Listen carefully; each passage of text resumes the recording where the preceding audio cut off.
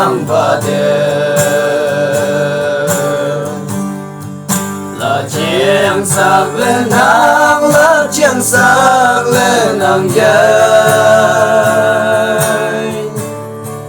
mà chiang sắc thâu đê yang vừa sắc lên hàng đầu ô ta hê ni hàng hàng à bèng bèng lại đi ô ni yang bu nhớ mình ni à ba đê si bu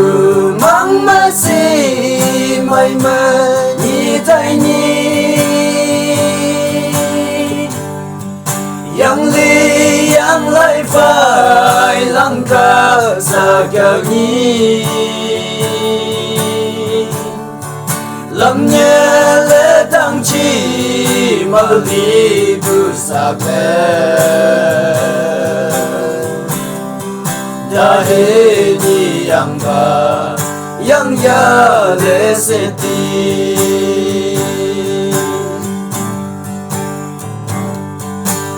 sẽ chẳng phải mà yang si yêu để bờ đê nhị bữa nay ý chí hai yên bên nhị nhém ha để bữa nhị bữa nay ý hai đâu nhị để chừng mà lên bữa chẳng ngờ ngờ cũng cả chưa ô nhị nhang bu nhớ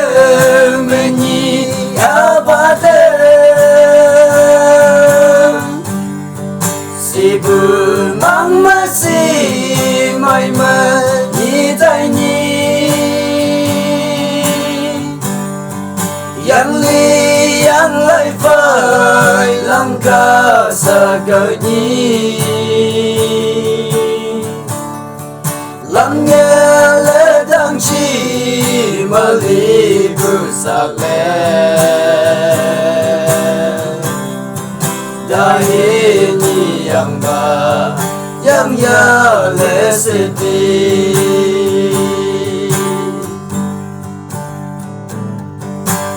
nhang mấy ni à e chi yang cơ sự bờ đê yang bu mà lên mãi bu sẽ sang yong để đông mà bu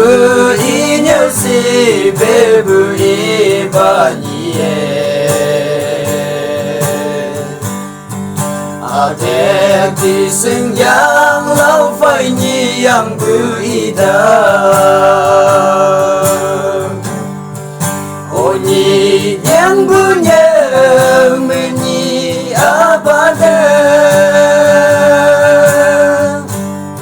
si bự mang ma si mai mơ nhi tay nhi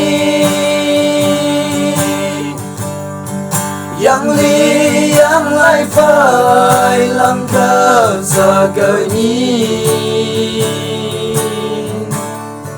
lắm nhé lễ tăng chi mà li bu sa lệ đã hết nhi yang ba yang ya lễ sẽ đi đã hết nhi yang ba yang ya lễ sẽ đi. And thank you for watching. Bye.